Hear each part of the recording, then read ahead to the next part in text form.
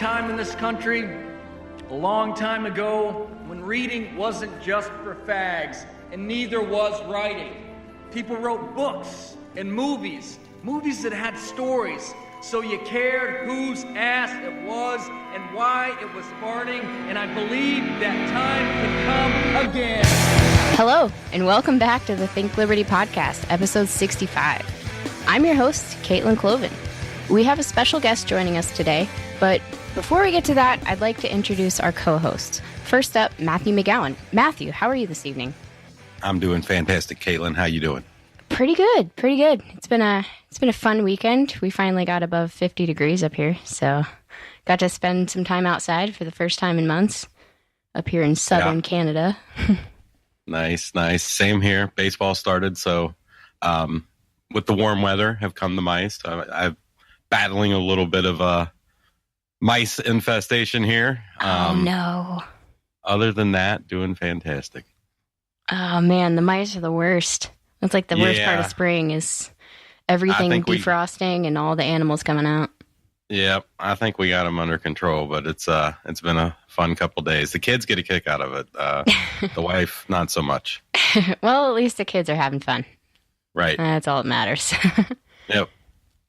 Also joining us this week is the host of the podcast Shitlord Preachers, Amos Joseph. Amos, how have you been, man? It's been a while since we've had you on. Yeah, it's going real good. Thanks for having me on. Definitely an awesome topic to be getting into as well. Yeah, I'm really excited. Excellent. So this week we'd like to talk about agorism and its application and relevance in the current political and socioeconomic landscape. And here with us this week to discuss this is one of the founders of Greyman Design, Hex. Hex, thank you for joining us this evening. Now, I'd like to give you a moment to give the listeners a little background into who you are and what you do. Sure. I came into libertarianism during college from actually democratic socialism. I had a friend of mine who was very patient with me and started me off on stuff, and I got into Lysander Spooner. Well, after that, I started working with the Libertarian Party for a little bit. And while I was in it, somebody mentioned the word agorism at some point, kind of as a joke, and I didn't know what that was. And so I looked into it, and I started reading some of Samuel Konkin's work. I started off with New Libertarian Manifesto, and then I got into Agorist Primer, and I started to realize that I really believed a lot of the things that he was talking about. I wanted to try and pursue that sort of thing. And after I started butting heads with a lot of people inside the Libertarian Party, I realized that maybe agorism was best for me. So I started up a counter-economic business with a friend of mine called Greyman Design, which is a gray market design company. We accept crypto, we accept barter, we accept some precious metals like gold and silver. Just getting our first customer dealing in those this week. And after two of us were having some trouble with it, we decided to bring on some more people, and now we're about a 10-person sort of non-democratic cooperative thing going on. And that seems to be working out fairly well for us. Excellent. So you mentioned agorism when you were talking about your origin story for the company. How would you describe agorism to those unfamiliar with the concept? Sure. So agorism is, I believe as Konkin defined it, a revolutionary market anarchism. It's the idea of trying to come to a stateless market society where all interactions are voluntary, kind of similar to anarcho-capitalism, but there are ways in which it is very different at the same time, and using counter-economics as the way to get there. Now, counter-economics, as I suggested a little bit earlier, is work specifically in black and gray markets, or really just kind of any interaction which doesn't really have exact state approval. For instance, say that feeding the homeless in your area without a permit is illegal, but you do it anyway. That's counter-economics, even if there wasn't a transaction there. But also at the same time, if you are let's say a baker or something, not necessarily having a permit for that kind of work, but you sell somebody some bread for $5, or say maybe even with crypto, sell it for like a part of a Litecoin or something like that. That is also counter-economics. But at the same time, say that you want to get into more gritty sort of thing, things like running guns and prostitution, as long as it's voluntary. Technically, all of those count as counter-economics, and using that to eventually decentralize the economy and get towards a stateless free market society is our eventual goal. That is the best way that I can think to describe agorism, I'd say. Yeah, actually, I think that's a really good way of summing it up. This week I was preparing for this episode, and I ended up reading New Libertarian Manifesto for the first time. Awesome. So I got my intro to Konkin this week. It was really interesting because I come from a background of anarcho-capitalism, coming from minarchy and everything. So it felt like it was the methodology of getting to anarchy that Rothbard lacked. Mm-hmm. So for those unfamiliar with the philosophy, it was kind of pioneered by Samuel Edward Konkin III, also known as Sec 3. New Libertarian Manifesto was I believe it was his first published works on agorism. Am I right? I believe that New Libertarian Manifesto was like his first official published book, yes. Yeah, okay. So New Libertarian Manifesto was his first one, and it came as a result of the lack of praxis he felt Rothbard had. Libertarians at the time, this was early 70s, late 60s, libertarians at the time split into factions. Two factions, as described by Konkin, would be the partyarchs, which was his term for libertarian party advocates, since the party was brand new at the time, and agorists, also known as the New Libertarians, who felt that working within a political party was 100% antithetical to moving towards a libertarian society. NLM, or New Libertarian Manifesto, was his vision of what that society looked like and how to get there. So, getting right into it, we had a few questions prepared for you, so we can introduce our listeners to agorism and really dive into the topic and its uses and its purpose in the current socioeconomic landscape. So why do you feel that agorism is the best methodology for delegitimizing the state and removing state power? I feel, first of all, that the current Libertarian Party, and I don't say this to like shit on anybody who's inside of the Libertarian Party. I think there's a lot of solid anarchists in there. I feel that going through the democratic process, at least democratic process as we understand it now, legitimizes the way the state already does things. And at the same time, if we're going through the republic system that we have, to some extent, it's basically asking them for something that they're probably going to do one way or the other already. As for setting up a stateless society through agorism, I feel like it's going to be easier that way because a lot of people, whether they know it or not, are involved with counter-economics in some way. I know a lot of people just in the local area who, they're Republicans or they're Democrats or they're centrists, but they pay with cash all the time, or they avoid taxes all the time, and I think that even as libertarians, it becomes easy to try and work our way through the system. But the system is already a fairly violent system, and so using it in that manner is at best second best to working through like their minds through logic and stuff. But at the same time, also the Libertarian Party as a partyarchy doesn't necessarily have the direct way like agorism does. For avoiding taxes. With the Libertarian Party, it would be an eventual lowering of taxes, whereas if you start off with agorism, you already are lowering their taxes without having to worry about the democratic process because you're just not paying them, or you're trying to find a way around in order to not pay it. To the point where some people in the Agorist movement are advocating for mutual credit, which is not only avoiding taxes, but avoiding the understanding that we have of money as it currently exists right now entirely, in favor of a kind of transaction ledger, essentially, which goes even less fiat, I guess you could say, or more fiat, depending on how you think about it, than cryptocurrency. Does that kind of answer your question? Yeah, absolutely. You mentioned mutual credit. Can you explain what that is a little bit? Sure. Now, all cryptocurrencies kind of have their great thing. I think that mutual credit is sort of like the predecessor to that, and some cryptocurrencies are getting back into it. Mutual credit, essentially, the best way I can think to explain it would be to set it in an example.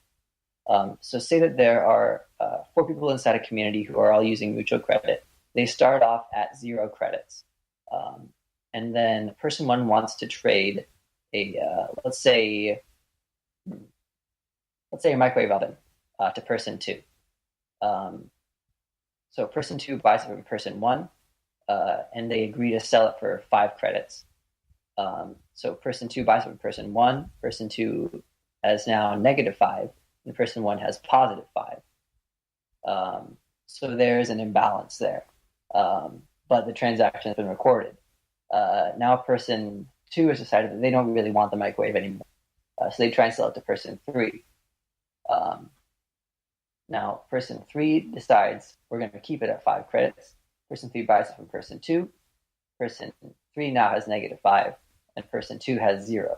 And they keep that up until eventually everybody's kind of back at 0 again. At least that's one way that I've seen it used that makes the most sense to me. And they can be more complicated or less complicated than that. But that is essentially how money kind of began at the beginning. When I was reading through Adam Smith's Wealth of Nations, I was kind of confused as to why he didn't bring this up, because he points out some of the basic fundamentals of why we use a trade system. But I was kind of like, well, if the concern is about having so much, I don't know what the word I'm looking for is, so much like physical items to use as money, why not have it as purely in ledger form? And that way we can avoid that problem together. And that's the solution, essentially, that mutual credit comes in to fix, or a problem that it comes in to fix. Sorry, it's a little late. Yeah, that makes sense. So I guess you could say like counter economics and agorism can kind of lead into all of these alternatives to using money, to using taxes, to all kinds of different markets and structures out there that are much more beneficial to the end user. Mm-hmm. Excellent. And that's what I think at least partially separates agorism from anarcho-capitalism. I would say that the best way to describe it is that agorism is really for everybody. Agorism doesn't really have a specific sacred attachment to any one system. And at the end of this, we're all really trying to work together towards decentralization, towards a stateless society. And so we're willing to kind of mix and match and come from different angles and stuff. Whereas anarcho-capitalism kind of has a devotion to a lot of capitalist ideals. Agorism is devoted very intensively simply to decentralization, to markets, but also it's revolutionary market anarchism. So it can be sort of the market is whatever we want. You know what I mean? Yeah, as someone who's not a huge fan of the deontology behind anarcho-capitalism, that's really appealing to me. So one of the questions I have, as people are probably listening to the podcast here, is it pronounced agorism or agorism? That is kind of a funny answer to it. So when Samuel Edward Konkin was talking about agorism, he typically pronounces it the same way that I do, which is with agorism, kind of a focus on the gore section.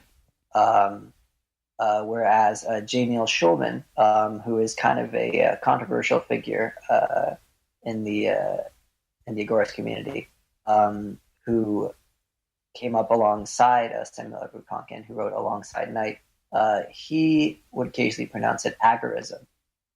So both of those, because of the general time frame of when that was happening, both of those kind of sprung up as different pronunciations at the time. So either one can be used. It's kind of a personal preference to pronounce it agorism. I started out pronouncing it agorism. It doesn't really matter that much, but a lot of people tend to stick with agorism, I would say.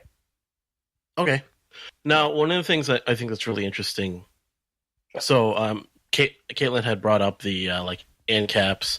We also know about the infamous ANCOMs. There's pretty much black yellow for ANCAPs for the listeners, black red for ANCOMs, and then black gray for agorism.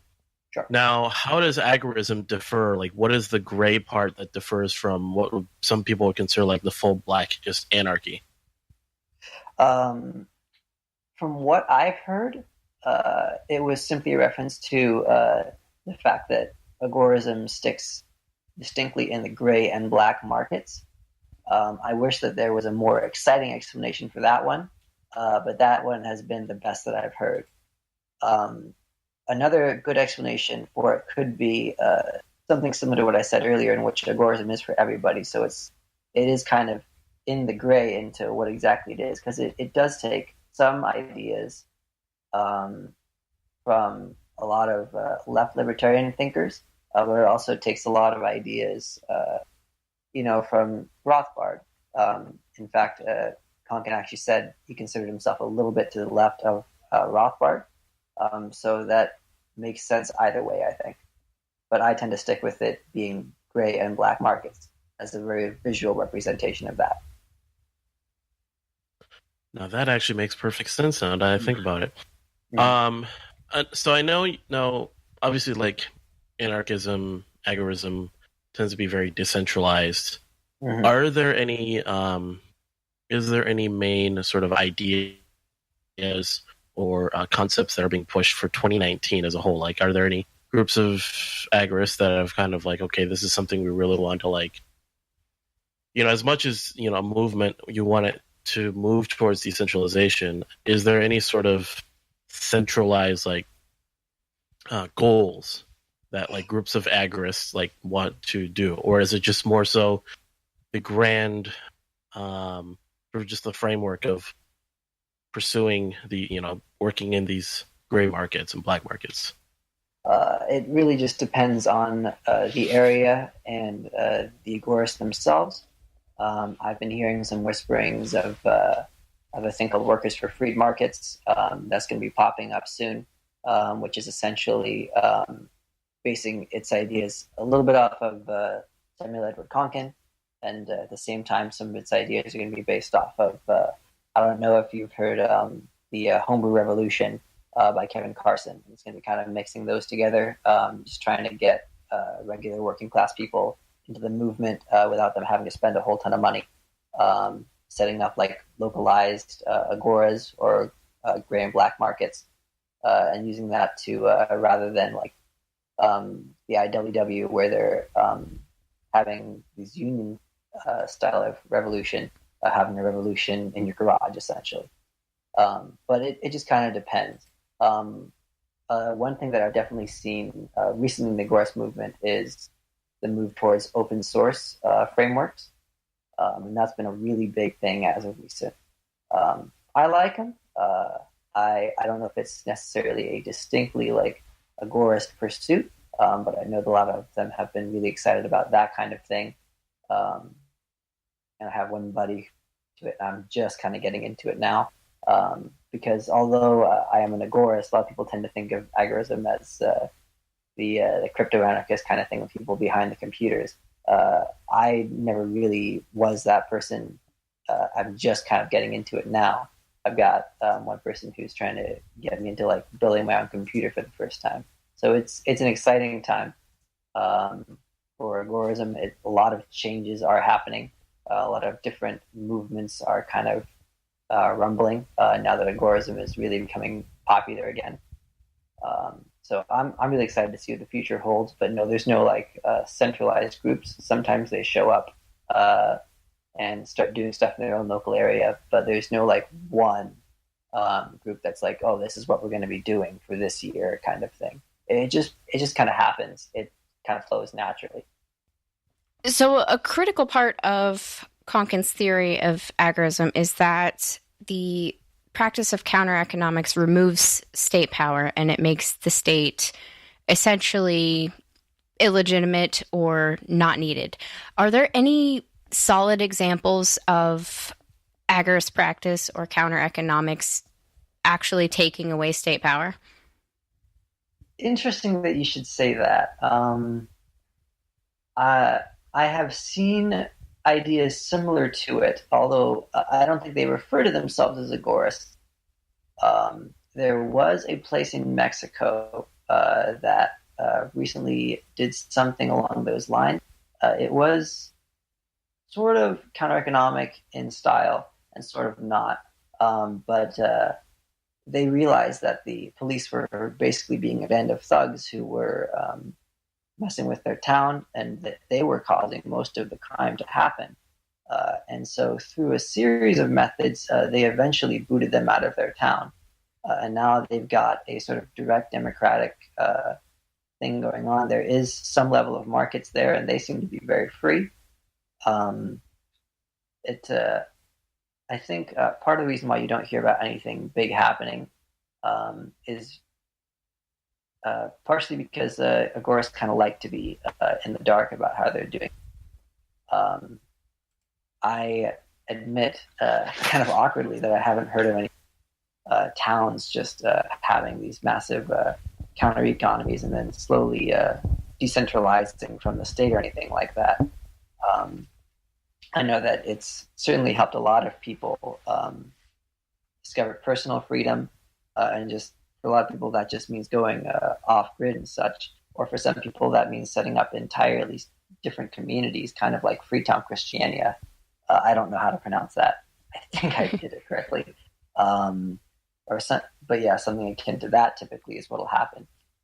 They'll realize that the state is illegitimate, and so they'll try and remove themselves from it as much as possible, either by themselves or with some friends. And so it's very much happening on a very individual level as of right now. But there are definitely some success stories that more emerge with the general anarchist movement than distinctly with agorism, I'd say. Nice. Another question would be, would you consider agorism to be a philosophy in and of itself, or more of a tool that can be used by people of other economic philosophy? Sure. Honestly, it depends on who you ask, and I think the reasoning for it is good. Konkin definitely takes a lot of time in New Libertarian Manifesto to lay out the groundwork for the philosophy of agorism. But at the same time, it is very praxis heavy. I might be pronouncing that incorrectly. I think it's praxis heavy. Yeah. Praxis. Okay. Yeah. It is very praxis heavy, and so I've been able to convert a lot of people from very different ideologies towards agorism. I've brought people from ANCAP philosophy, people from mutualist theory. I brought in an ANCOM. That was very exciting. Nice. But there are some things that are kind of unique, I would say, to agorism. Agorists, I wouldn't say that, and at the same time, I guess I would say that they typically aren't very prone to being, I don't know if respectful is the word, of intellectual property.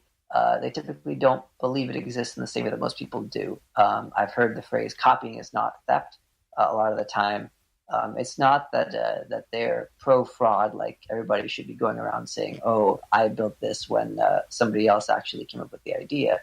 But that patent law is inherently incorrect to how a free market society of contracts would work. It's just not how a contract is really laid out. It doesn't make sense to how competition should work. And so that has become a very key facet of agorism. Another thing that I think is unique to agorism is how they decentralize, because a lot of people on the left, I've had to explain why it's different than libertarian socialism, because libertarian socialism is very cooperative in nature. And it's not to say that agorists can't cooperate, but for the socialists, a lot of it is the idea that people should form into co-ops or syndicates and collectively own the means of production, whereas agorism is very heavily peer-to-peer in its manner of decentralization. So I guess technically they can claim a win that it's quote-unquote worker-owned means of production, but it's very heavily individualized. That is kind of the goal. I think maybe Konkin said it, or maybe I'm just pulling this out of my ass, that the end goal was to have a society of worker entrepreneurs who are able to both produce and trade essentially at will. So they were all self-sufficient to some extent, and they were all very flexible operators inside of that system. So it is certainly very unique as a system of organization, as a system of decentralization, and there are some unique thoughts inside that philosophy. But at the same time, yes, it is very praxis heavy. So I would say that anybody really can be an agorist. I am not super stringent on the philosophy itself, although I do recognize it as its own. So I totally am okay with there being ANCAPs who consider themselves agorists, or mutualists who consider themselves agorists, or as of recent, syndicalists have started referring to themselves as agora syndicalists, which is a really bizarre new thing that's kind of popped up in the past 5 years. But it's actually really kind of interesting philosophy when I've started looking into it. It sounds really interesting. Yeah, especially with their views on markets and all that. I know. It first showed up on Center for a Stateless Society. You'd have to look up the articles on that. It is one hell of a praxis and philosophy. But yeah, I would definitely say that at its heart, agorism is about counter-economics. It's not trying to be a distinct philosophy. It's not about what you think. It's about what you do more than anything else. Okay, because that's how I view agorism, is using it as a tool that can accompany other philosophies. But after reading New Libertarian Manifesto, I do see that there are unique portions of agorism that is strictly for agorism that doesn't really fit in so nicely with every other philosophy, like restoration theory, for instance. That was actually really fascinating to read about. I'm sorry I didn't get that. It's been a little while since I've read that stuff, so I'll have to get back into it. I remember that was part of the prison abolition bit, but I would have to reread that again if I were to do a full bit on that. Oh, no, I definitely am not going to get into the weeds on restoration theory. I actually need to go over it a couple more times to fully understand it. But it was pretty fascinating, how he kind of emphasized that agorism would be an open market for law and structure and other things like that. So it was really fascinating to read about. You did mention intellectual property and the unique views agorists have on intellectual property. With this being a relatively new philosophy, do you think that modern times is kind of the time for agorism to really flourish and take off on its own? Because you have something that I found recently with blockchain, which is another part of agorism, as a method. Blockchain and cryptocurrency. With intellectual property, obviously you don't want people running around, committing fraud and being like, oh, no, it's totally fine because IP is a spook. Mm-hmm. Yeah. You can use blockchain to register patents and ideas and copyrights, all of this stuff, without utilizing state power. Would that be like a prime example of what an agorist IP market would look like, for lack of a better term? Sure. I think that's actually pretty close to it. J. Neil Schulman, who I've mentioned before as the author alongside Knight, bickered a lot with Konkin on exactly whether intellectual property itself was just terrible, if there was some redeeming of it inside a market society. I think that that registering stuff on a blockchain or adding watermarks or that kind of thing is perfectly legitimate market version, essentially, of patents or copyright without having to utilize state power. It's been really unique, I would say, as a graphic designer to try and work through that kind of thing. I was going to say, as a graphic designer, I would imagine that you have at least some view of intellectual property or, watermarking and that kind of thing, at least claiming your own work.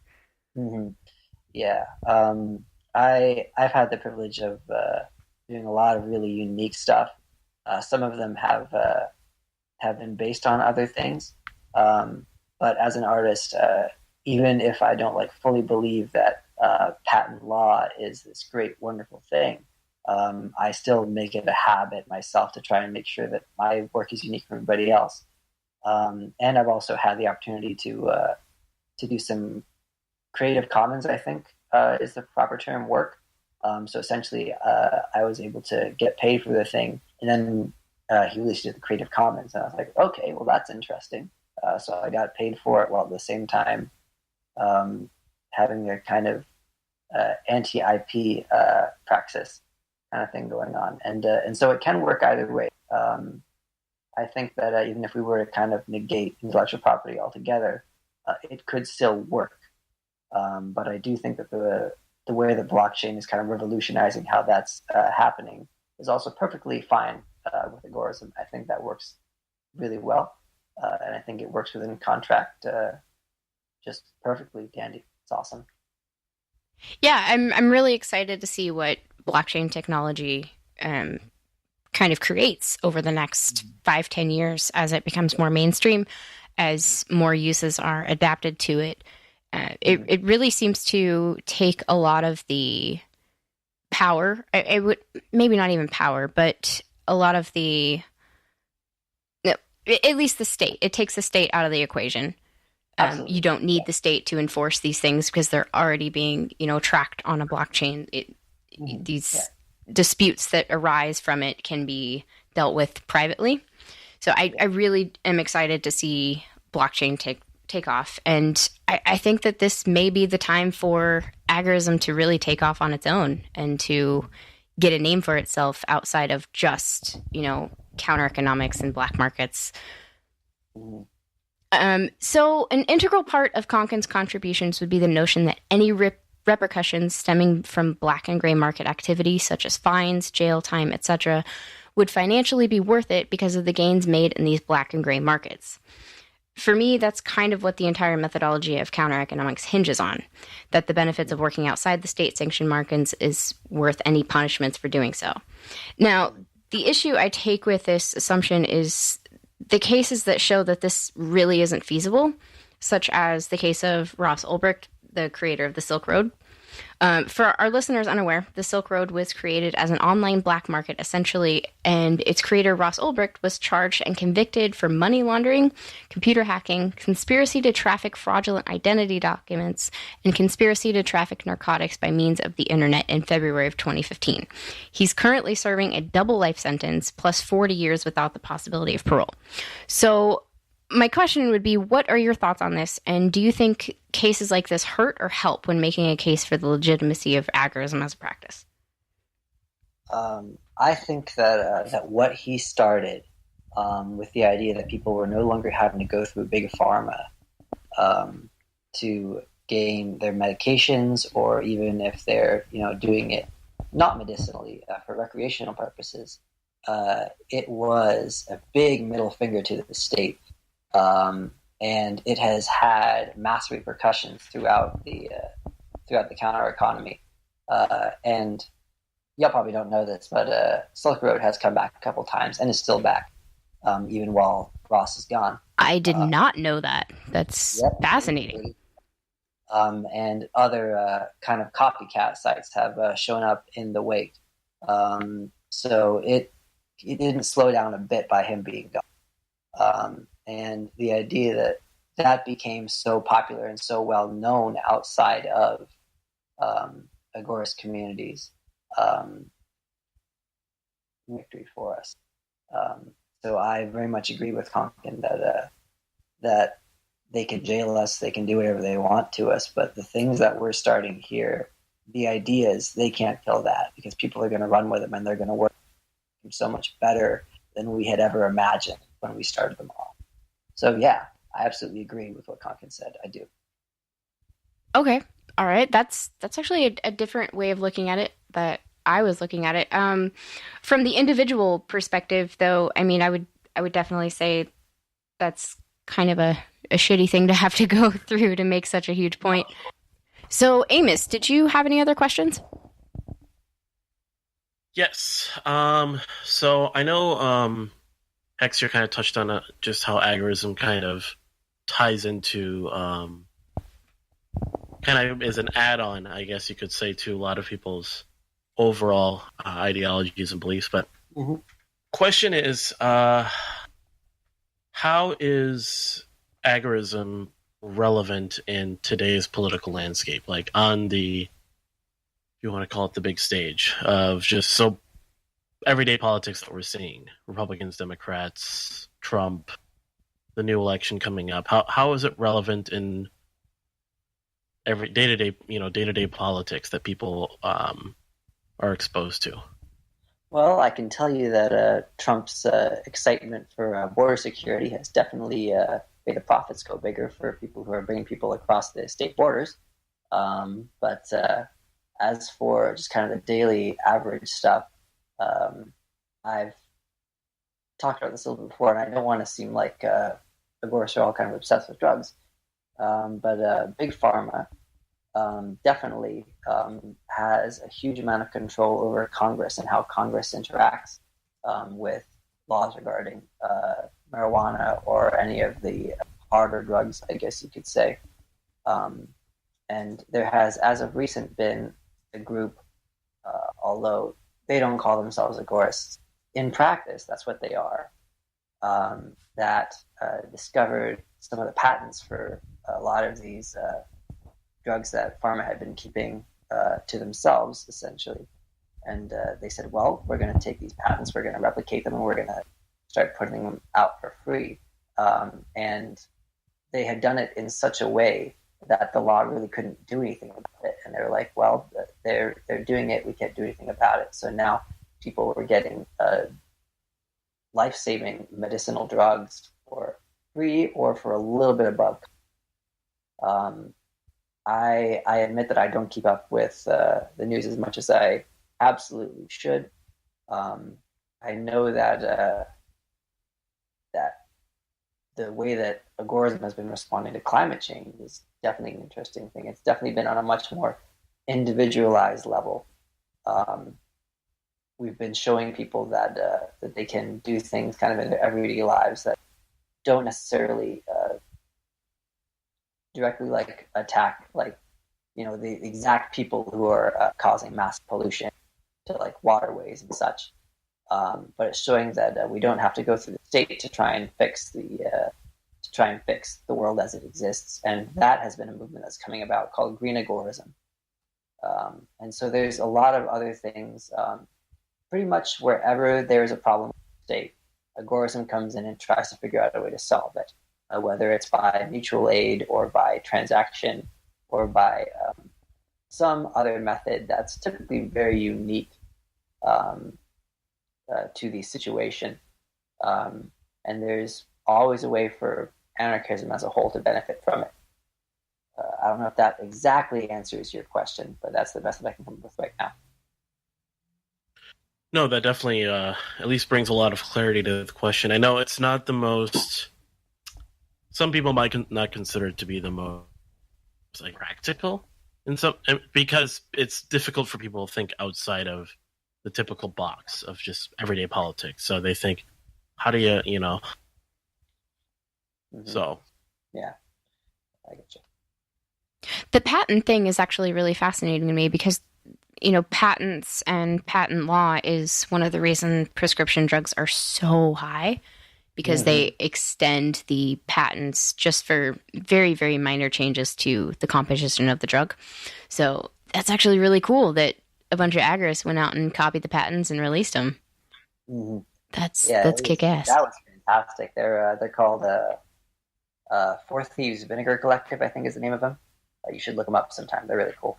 Definitely. I'd like to learn more about what they're up to now, because those damn drug patents, man, makes me mad. The healthcare crisis is like very near and dear to me, so hearing that good news, that's great. Matthew, you've been pretty quiet the whole time. Do you have anything you want to ask? Well, I've just been listening. I'm definitely a fan of the philosophy, and honestly, as a activist in my state Libertarian Party, I think the message of counter economics and agorism is a winning issue for us. I think you guys have kind of touched on it with patent law, and showing how things can operate outside of the state. I'm curious. You had said before that you were active in the party before.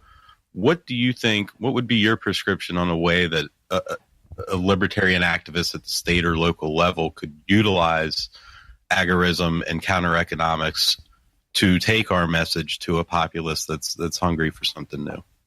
That I had not been prepared. I'd never considered the idea of a party utilizing counter economics. Khan could be rolling in his grave, but I'm going to answer the question. I think that definitely a part of it is to utilize just the community themselves to show. There was a really great campaign that I was actually really impressed by, even as an agorist, called "There Is No Them," where he talks about how he came together inside of his community, and rather than trying to use the state or the local governments to try and solve an issue, which I'm sure that like the libertarians mean well when they're coming in inside the system and trying to fix things. But at the heart of it, it's not really solving the problem. It's not really showing people that they themselves can solve the issues.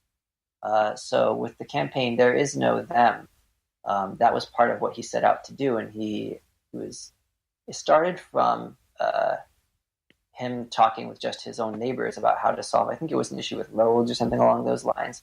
But definitely stoking those questions, because the idea of people empowerment is definitely at the heart of agorism. Another thing that I know this isn't exactly part of your question, but to definitely frame, if you're going to be doing electoral politics, to frame your platform with agorism in mind, to specifically look for ways to make it easier on the people who are doing counter-economic, or to have make it easier for people who want to get into it to start into it.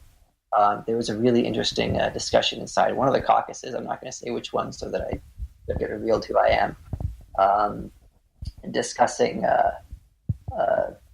marijuana law, and somebody suggested decriminalizing it rather than legalizing it. And people were going, what? It was because he'd done counter-economics before, and he said, trust me, for us and for the individual, decriminalizing is going to be a better gig, because we get all excited about legalizing it, but when they legalize they tax it and they regulate it, and then it's actually harder for people who need it to buy it, because now it's suddenly more expensive than it would be going through counter economics. So when you truly make it better for people who are buying it and for the people who are selling it, and just things like that, things like focusing on